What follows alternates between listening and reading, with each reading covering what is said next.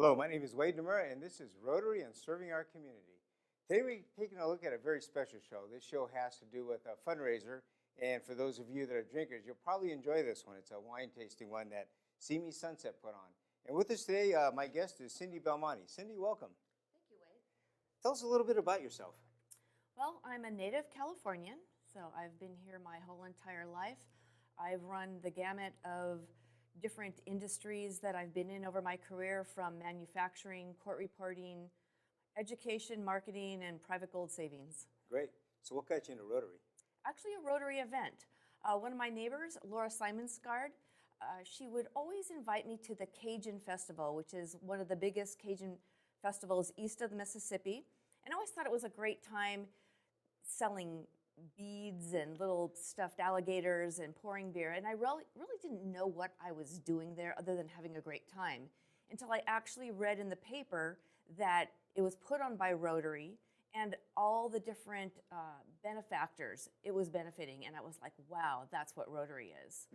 That's a great event, by the way. It's huge, very Yes. big. How many people go to that event?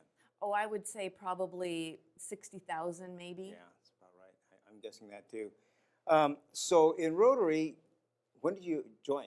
How long have you been a Rotarian? Well, actually, I'm a charter member of the Rotary Club of Simi Sunset. We chartered in 2002, and I've been a past president. I actually served with you in 2006 and That's 2007, and currently I'm international chair for our club. Okay. And then your club, size-wise, is how many members? Actually, right now we are at 42. We've Wow. just gone from a small club to a medium club. Great. And you're the Sunset Club. Yes, we were the Simi Sunset Club to start off with. We had a little time where we were the Simi Sunset Morning Edition. We were just trying to gain new members with the economy the way it was, and then we decided evening was back where we wanted to be, and we've been growing ever since. Great, great. Let's well, tell us a little bit about the event, the wine tasting event. How did you come up with the idea? Well, actually, I did not come up with the idea, but I was approached by the idea.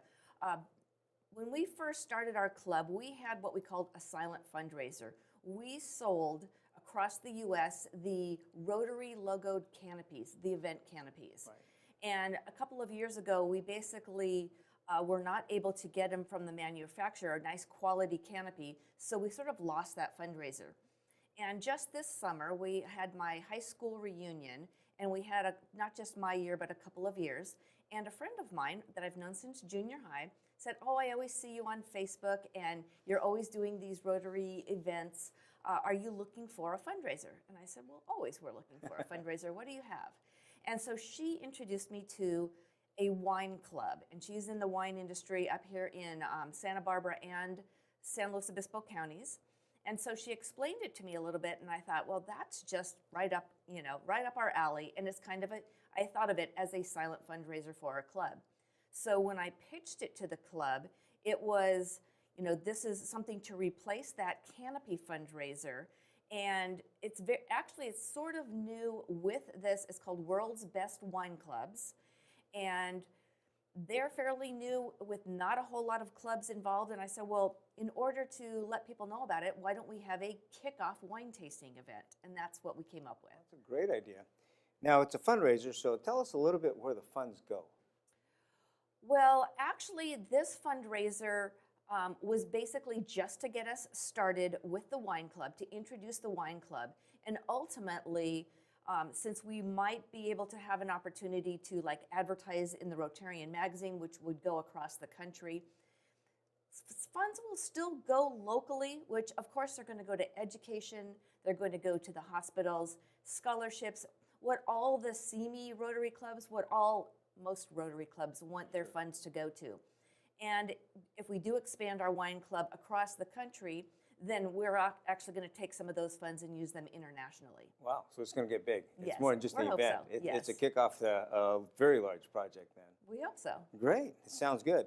Well, let's jump into some of the pictures that you brought with Okay. you. We'll start with the first one, which is a picture, I believe, of the golf course where you hosted it at. Yes, I just wanted to add that because we held it at Moore Park Country Club, Okay. and there was a couple of different reasons for it being at a golf country club. It is a gorgeous venue. since Group 5 is the 3 Simi clubs and the 2 Moore Park clubs, it was a nice venue right in between. And we wanted to have it close that anybody could get to. But part of the event, just for this kickoff event, was a golf book signing. And I'll get into that in just when we get to a couple of pictures later. Very interesting. So you actually incorporated all 5 clubs then for this event. Yes. They had buy-in and they helped you out. That's great. Okay. The next picture you have is a picture, it looks like your committee group. Yeah, well, this is registration. So since this was a brand new event, we had to basically start from scratch. And we came up with our Simi Sunset Rotary and the Rotary logo, the wristbands, because this was a wine tasting event, so we had to make sure people were over 21. It allowed us to know who paid for the event. And that was just, a couple of the things that we needed to, put into our itinerary of getting ready for a brand new event. Well, let's name a few of those since they're going to be on the screen for us. Okay, forefront is Lizzie Whitlock. She is one of our brand new members, and she is just a dynamo. Next to her is Rob Keegan, and he's been with us, not a charter member, but probably at least 10 years. Rick Grossman, he's the one holding up the wristbands. He's our past president 2 times back. And I believe one of I'm trying to think if that was when we were the Best Small Club. Mm-hmm. And past that is our charter president, Kelly Gilliland, who came from the Simi Sunrise Club and was our first president to charter the club. And when we had our 10-year anniversary and when we were trying to revitalize the club when we went to the mornings, he was a 2-time president. Great. And beyond that is another brand new member, Reed Galloway, and he was helping sign-ups with the actual wine club for people to sign up. Good participation of members then. We had a very good turnout of for members. You. That's yes. great. Next picture we have is looks like a centerpiece possibly? Yes, so we did it on Sunday, September 11th. So it was 9/11, and so we decided to go with obviously a patriotic decor. And it was a wine tasting event, so the vases had corks in it, and then everything was red, white, and blue. So it was, very, very nice and patriotic, and very nice. It fit the occasion. Great. And then the next picture we have looks like somebody talking about the wines. Correct. This is Chris Kern. Now he is the president of World's Best Wine Clubs, and also I believe it's called Paso Robles Wine Club. Okay. And he is a wine expert. So he is the one that goes out and picks the wines for our wine shipments. So like I said, this is a kickoff for the wine club. The wine club consists of 3 bottles of wine delivered 4 times a year. And each of the wines, there's 2 reds and 1 white. They're always going to be 3 different wineries. So it's not like when you belong to just one winery. He picks the wineries, he picks the wines, and the reason we had the kickoff wine tasting was the question I got when I proposed it to the club and to anybody else is, well, how do we know the quality of the wines? So that was, really one of the reasons for the wine tasting. So not only did we get to taste the wines in the first shipment for September, but we also got to taste those wineries' other wines.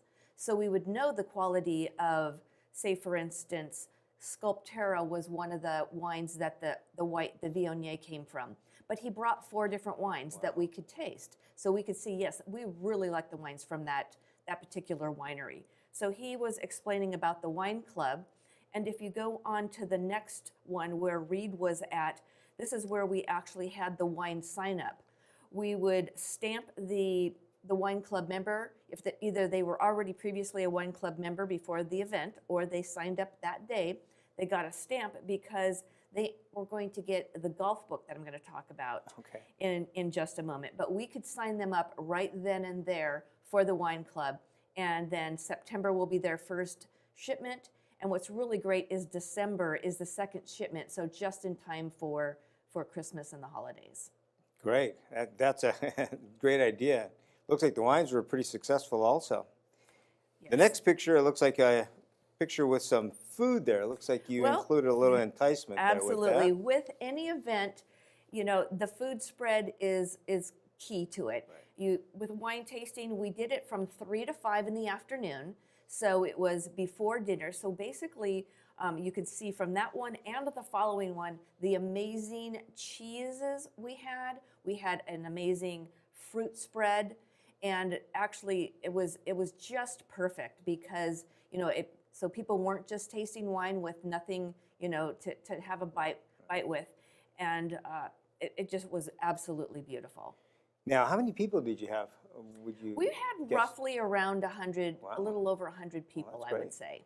And because of the venue, Moore Park Country Club, that room that you hosted in had a lot of room there. It was huge because we did pre-sales, but we also did advertising, and we had we advertised to the golf community and to the wine tasting community, the Rotary community, friends and family. And so we really had no idea how many people we were going to have, actually. Now, was your attended audience actually a good cross-section of all those groups? I would say so. I would say so. So you had a little bit of outreach, a little bit of Rotary awareness for those that weren't in Rotary. Exactly. Well, that's great. Outstanding. Next picture we have is... This was very, very special. This is the Abbey Road Choir Group from Santa Susana High School in Simi Valley. Okay. Just recently, they performed at Nancy Reagan's funeral up at the Ronald Reagan Library. Wow. And they are very accomplished. I thought we were only going to have like 3 or 4 of them, and we basically got their whole entourage. So this is to start off with. They actually did the national anthem, which was really nice. And they did classical, like Phantom of the Opera. They performed together. They performed with a solo with background, and they also did actual solos. And they were a very good accompaniment and background for this event. And then they finished off with another patriotic song for 9/11. Very nice. Then your next picture looks like the wine displays. Mm-hmm. This was the first winery. It's Bianchi Vineyards, and that's up in San Luis Obispo. And they also brought a number of different wines. They brought a Moscato. They brought a Petit Syrah, which is the one that was going to be in the wine shipment. And they also brought a blend, what's called a GSM, Grenache Syrah Mourvedre blend. Again, so we could taste all different kinds of wines that they produce. So that was very successful for them as well. Great, great. Then the next picture looks like this is the one we We've wanted been to highlight to. here. Yeah. This is Mr. Rudy Duran. And what's important about Mr. Rudy Duran is he was Tiger Woods' first golf coach from ages 4 to 10. And twofold, why we had him there, why we had it at the golf course, is obviously he was a golf coach and actually still is. He wrote a book, In Every Kid There Lurks a Tiger, and he also produces wine. He has a private wine label called Front 9 Wines, so golf related. And this was the first time anybody got to taste his 2014, I believe, Primitivo. And Primitivo is basically it's the start of where Zinfandel came from. Mm-hmm. It's a related grape. And so he was there. So anybody who got the wine club before or that day and got that wine stamp got his book signed and dedicated to them especially. So it was kind of a really good combination to have him there he's not the winemaker. His actual winemaker for this wine, he was a coach. A golf coach when that student was 15 years old. He went to Cal Poly San Luis Obispo, studied wine, and is now a winemaker and besides his wine, making other wines as well. So it was a really nice turnaround for him. That is. So tell us a little bit about the book. How successful is that as far as drawing people in? You know, I did not ask about that because if anybody came not for the wine tasting but came specifically to see him and his book, he was going to sell the book and sign it for them and then give a donation back to the club. Nice, so nice. I wasn't on that end to see how well he did with that. Okay. Was he looking pretty busy? He looked pretty busy, That's yes. Good. Yes. So as far as the success, do you have a number roughly of how many people? Well, yeah, our goal was 100 people, so I know we hit our goal. We would have loved to exceed our goal, but we have a whole lot of ideas for maybe doing it a yearly one, probably the same time of year, and maybe having it at a different location where maybe the costs of the location weren't quite so high, so it wasn't as much for somebody to attend, and we could maybe add other aspects of it, like, like cigars and wine go together, so we could have a cigar venue or a vendor and do some different, we've got a lot of ideas coming up from just this first-time event. Got it. So with the golf being one of the venues, or the venue this specific time, did you incorporate in any golf with that, or was that just kind of the location? It was the location, and it was the golf book and the golf signing, and him being a golf coach and being a wine, a wine distributor, let's say, at the same time. So that's the reason why we picked all of those together. Got it. So potentially it could move, like you say, to a different venue of any Correct. type. Great. Okay. And the last picture we have here is a picture. Well, no event would be successful without a raffle, a great raffle. And if you could see next to this is Jill Haney. She is not, I don't believe she's a charter member, but another longtime member, probably 10, 12 years. And if you look on the table, every winery that's in the shipment, it was the Sculpt Era Viognier, the Front Nine Wines Primitivo, and then Bianchi's Petit Syrah. They all donated one bottle for the raffle, but if you see that very large bottle there, Bianchi donated, it's called a 3-liter double magnum. It is absolutely huge. It's like 4 bottles of wine. That is and huge. so that we raffled that off first. So that was absolutely, the hit. We waited till the end of the event to do the raffle. They also donated a couple T-shirts, so just to make it fun, and we probably brought in half the money just from that raffle as well. Great, great. Now, did any of the wineries send representatives? Just Yes. curious. Yes. Well, basically, because Front Nine Wines is what we consider a boutique winery, and they don't have their own tasting room. So probably every shipment is going to have a boutique winery just like that, where the normal, if you were wine tasting in Santa Barbara County or in San Luis Obispo County, you wouldn't find this wine. So that's that's like, the little secret wine, that's what our wine expert's going to bring to this wine club. That's going to be unique. Sculpt Era and Bianchi both had their representatives that were pouring, talking about the wine, the nuances of the wine, each one, and what they could be paired with. So yes, they did have their people there pouring the wines. Good. So my thought would be then you're actually creating potential shortage or success by using the boutique wineries if your program gets as big as it's going to be nationwide. But remember, this is just for the September shipment. When it comes to December, there's going to be 3 different wineries. That was the reason for the wine tasting, because right now we don't know what the 3 new ones will be for the December shipment. We'll probably get that maybe about a month ahead. And then again, with social media, we can use YouTube and Facebook. Chris will do a short YouTube video on what the 3 new wines are going to be that will be coming out with that shipment. So now we can have a whole new marketing campaign. Great. Oh, that's outstanding. Now that we went through most of the pictures and we kind of have a pretty good idea of the event itself, tell us about some of the challenges that you faced with this that you didn't anticipate with the event. I heard about it in the end of June. And this is the beginning of September. That is not a lot of time to put on an event. So that was a major challenge. And marketing is always a challenge. And getting a buy-in from our club and getting them to actually help out with the marketing. So I would say those were the main challenges. Being in Rotary for 14 years and participating in many, many, many fundraisers and events, I don't think putting it on itself was a challenge. It was just figuring where did we want it, how did we want to market it, and just get the word out. So that was pretty much the time management, time shortage. That is very impressive, by the way. Starting in June to finish that thing up, wow, that is great. So what were some of the successes that you think you had?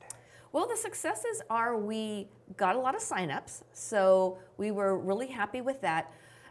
Another thing is now we have these photos. Well, actually, we've got hundreds of photos. We're going to be taking all the photos and the information about the wine club, and we're going to be displaying it at the upcoming district conference. Oh, great. So it's something that we can easily have out at a table, that people can get information. They just need to go by the table, Okay. pick up the information. We don't even have to man the table. It will speak for itself. Nice. And we can just talk, district conference is a great time to meet up with people that we don't see very often, and we've got cards we can hand out, and hopefully they'll tell their friends and family as well, because especially with that December shipment coming up, you can actually give somebody a gift membership where you could sign up and send them one gift shipment that will come to them in December, one time only. Oh, that's great. Or you can order, if you are join the wine club, say myself, I can order a gift shipment to myself, and now I've got an extra 3 bottles. Right. That now I've got 3 gifts. So that timing is going to be, I think, Well, that be is very good for us as It well. will be, especially with wine at a district conference. Exactly. Seems to mix well. Yeah, might have to take some with me and have some little pourings if the venue allows it. And that's right. So how do you think your club took to it? Did you get as much participation as you anticipated? Yes, we did. We had a few people that, things always Sure. happen at the last minute, but we had more than enough people that were there just to enjoy the event, that were there to back us up and fill in all the different positions that we needed. I think we had great turnout from our club. Great, great. And buy-in also then, I would guess. Yes, exactly. We actually, of course, we're Rotarians, we're competitive, and tonight we have our meeting. We did a racetrack, and basically we've got little cars that will show each member, because we actually we are taking into consideration when we refer somebody, not monetarily or anything, but just for our competition. And at the end of the year, whoever has the most referrals for the wine club is going to get a free year of the wine club. So That sounds like your club, very competitive. Exactly. I've noticed that for a while. They do great work, by the way. Now, did you have, with the other clubs involved, the other 4 clubs, did they help out actually with the event also? Not at all. Okay, No. okay. In fact, Rick Grossman, that's what his interpretation when he first heard it, he thought, well, how are we going to divide it between all clubs? Yeah, I said, we're not going to divide it between all clubs. This is our event. We are inviting all the clubs to participate with us, because where the money's going to go is going to benefit all our communities. True. That is And true. we would like their buy-in, so that this is a great event where we're not asking for sponsors. Mm-hmm. We all have competition of asking the same companies for sponsorship, for giveaways and gift certificates. We don't have to do that, but now we can collaborate for where the funds go, where we all want the funds to go. Got it. Okay, but I'm sure they helped you out selling the tickets, bringing people in for you. I would hope so. Okay, you don't know that for Yeah, sure then. that I don't know, because if they just sent somebody, we just used Eventbrite. Uh-huh. It's a nice, easy way to send people to get tickets, so you have an idea of, pre-ticket sales. Got it. Now, how about the partnership with, say, Rudy? Is that something that you're going to be moving forward, or was that more or less I kind think of a that might have been one-event? a one-time Okay. thing, unless, actually the Viognier through Sculpt Era, again, because he's a boutique winery, Sculpt Era is using their name. They're not even using Front 9 Wines, which I didn't get a chance to ask him why. Okay. But the Viognier is his wine, but I think it will be marketed through Sculpt Era, and it was absolutely delicious. So that again, I think, is just a one-time, unless he comes, maybe in a year or two, if he comes out with another, premium wine that Chris decides is worthy of the wine club, then we'll have another partnership with him. Great. A little feedback from you and the rest of the group. The wines themselves, since Chris is bringing those forward, would you say that was a success, having that partnership with him selecting the wines for you? Yes, and he did have, like, the last shipment, which would have been June, I believe, which obviously we weren't participating in, but he brought one of each of those wines so people could see, well, what was the last shipment? And now they see what is this shipment, and tasting what was in this shipment, and those wineries' wine. I liked all of them. I thought they were great. Oh, good. Yeah. In the future, then, do you plan on, as it gets larger, is it something that you will ideally anticipate actually increasing membership with, also with this knowledge and program? Well, that is the idea with the wine club. The event was a kickoff. The wine club is what we're hoping to grow. And what is exceptionally different about this wine club than any other wine club is 25% comes back to Rotary. Wow, And that's great. most wine clubs, you don't get a tax write-off. Every person who's a wine club member gets a tax write-off, and the wine club itself will be sending each and every member basically, a tax receipt for however many shipments they've had, up to 4 per year. They'll be getting a tax receipt for the donation that they made by being a wine club member. Well, that is outstanding. Going back to your club now, where does your club actually meet? What's the location of that? Oddly enough, we meet at Wood Ranch Golf Club. Okay. We meet on Tuesday evenings from 7 to 8 p.m. And the reason we did it, they had a conflict where we just couldn't get a date soon enough to fit the September shipment, and that's why we actually had to go to Moore Park Country Club for the event. But every week, Tuesday evenings, and we just do a salad bar, so it's also a very inexpensive makeup for anybody that wants to come. That is, sounds great. So what is the cost of a guest, I would say? $15. $15, that is a good deal. Yes. Yeah, nice. And you said 42 members right now? Correct. We just inducted our, I believe it was our 42nd member just last week. Wow. Okay. As far as demographics and how your club fits into Simi Valley, the community, do you see a specific age group, or is it a pretty good blend of overall? I'd say we're a pretty good blend. We have, I think our youngest member is 25. Wow. And I don't want to say what the oldest member is, but we're not a super old club. I think by having it in the evening, and we used to be at 6 o'clock, and by moving it to 7, we really are getting the younger people who have to work until 6 o'clock, gives them time, to get off, get to the venue, and I think that's been our success with the younger people coming into the club. Great. Well, Cindy, thank you very much for joining us. Great presentation. Looks like a great event. Going to be moving forward with that, and how much better could it be than drinking wine with it and making money doing the same thing. With that, everybody, thank you very much for joining us. Take a look at the wine club and see what that does for you, because wine's out there and you get 25% that's going to benefit Rotary and your community. With that, thank you very much, and we will see you next time.